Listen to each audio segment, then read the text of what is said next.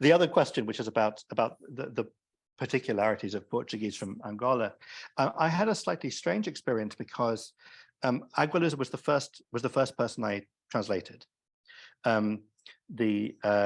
Yeah, Mariana's right. We hope for not golden to lead, though that does occasionally happen as well, and we try not to. We don't dwell on those. We don't tell people about those. Agualusa was the first writer I translated with a book called Nação Crioula, which we published 20 years ago now. And this one, Book of Chameleons, was my second. And so I didn't have any experience of translating any other Portuguese language writer. And I didn't know very much about Angola when I started this, I confess. And I had read Agualusa, but I had not read a lot of other writers.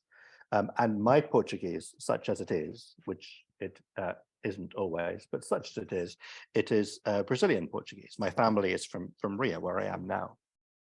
But one of the things that I think I benefited from enormously in these first few books, in addition to, of course, Agualusa helped me and Google helped me, and I learned things while I was doing it. But I wasn't very worried about any of this. The first book, I wasn't sure anybody was going to read the translation. I didn't think it mattered. I mean, I loved Agualusa's novel, but I didn't worry too much about, I hadn't translated before. I hadn't really studied translation. It wouldn't occur to me that there are like so many things to worry about. Now it's an entirely different thing. This was 70 books ago, and my feelings of competence have plummeted as I've become more and more experienced. But it meant that I almost wasn't aware of the things that made this difficult. And so I think I was probably much bolder in some ways, going, oh yeah, I can do an Angolan novel. How hard can it be?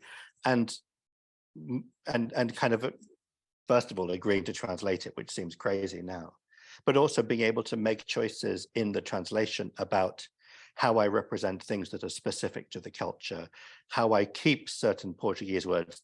I was looking at it this morning. There are quite a lot of Portuguese words that are in the text in ways that I would do quite differently now.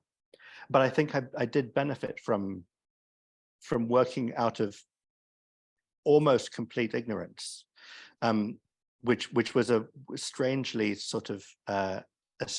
liberating thing, I think. And so I learned as I needed to, if there was something that was either a piece of Portuguese usage that is particular to Angola that I had to understand. And like I say, I might ask Agualusa, I might look something up. And things that are particular to the culture, which I needed to learn in order to represent them in the book. But I feel like it's only later, as I started talking about translation, that I realized that I probably shouldn't have thought it was so easy when I started young and foolish. It's a long time ago.